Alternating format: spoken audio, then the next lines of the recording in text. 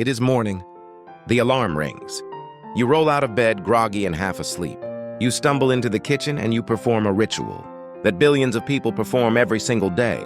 You brew a cup of coffee. You smell that rich aroma. You take the first sip, and within 20 minutes, the fog lifts. You feel awake. You feel ready to conquer the world. But then 2 hours later, something else happens. Your hands start to shake slightly. Your heart beats a little too fast. Your thoughts become scattered, racing from one worry to another. And by 2 p.m., you crash.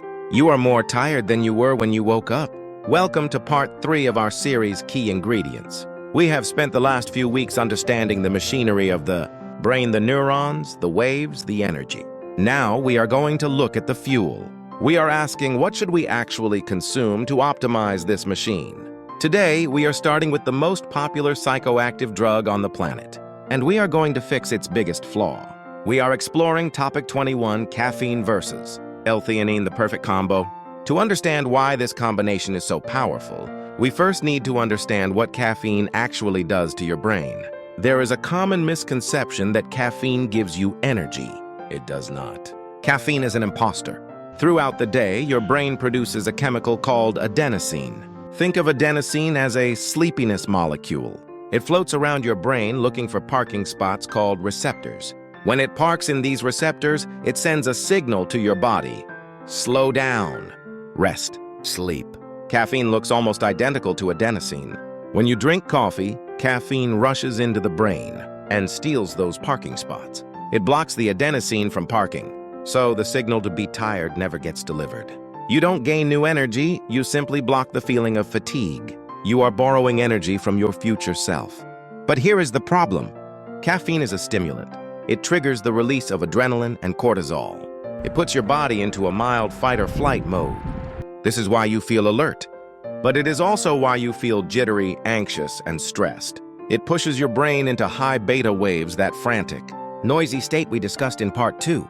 It is like putting a brick on the accelerator of a car, but removing the steering wheel. You are going fast, but you lack control. This is where nature provides a solution. It turns out, nature often packages the antidote right next to the poison. Enter L-theanine. L-theanine is a rare amino acid found almost exclusively in tea, leaves, particularly green tea. For centuries, Buddhist monks drank green tea to meditate. They noticed that it kept them awake, but unlike coffee, it kept them calm. They described it as a state of relaxed alertness. Modern neuroscience has confirmed what the monks felt. L-theanine crosses the blood-brain barrier within 30 minutes. Once inside, it does something remarkable. It increases the production of alpha waves. Remember alpha waves? They are the frequency of flow, of creativity, of calm focus. While caffeine is pushing you towards stress, L-theanine pulls you back towards center. It physically calms the nervous system without making you drowsy. It smooths out the rough edges of the caffeine buzz. When you combine these two, caffeine and L-theanine, you get a synergy that is greater than the sum of its parts. Biohackers call this the smart stack. Imagine the car analogy again. Caffeine is the engine, providing the raw speed. L-theanine is the suspension and the steering wheel. It allows you to harness that speed and direct it with precision. The result is clean focus. You feel energized, but your hands are steady. You are alert, but your mind is quiet. You don't just work faster, you work better. Studies have shown that this combination improves reaction time, accuracy, and attention span far more than caffeine alone. It also helps prevent the dreaded caffeine crash and reduces the spike in blood pressure. So, how do you use this? The golden ratio found in nature and in research is typically 1:2. That means for every 100 milligrams of caffeine, about 1 cup of coffee, you pair it with 200 milligrams of L-theanine. You can get this by drinking high-quality matcha or green tea, which naturally contains both. However, coffee has much more caffeine and almost no L-theanine. So many people choose to take an L-theanine supplement with their morning coffee. It is a simple, affordable tweak that transforms a jittery morning into a productive flow state. But even with the perfect fuel, life still throws heavy challenges at us. Sometimes we aren't just tired, we are deeply stressed. Our cortisol levels are chronically high, and no amount of coffee or tea can fix that. We need something stronger.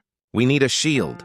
In our next episode, we are going to travel to the ancient roots of Ayurvedic medicine to discover a root that has been used for thousands of years to conquer stress.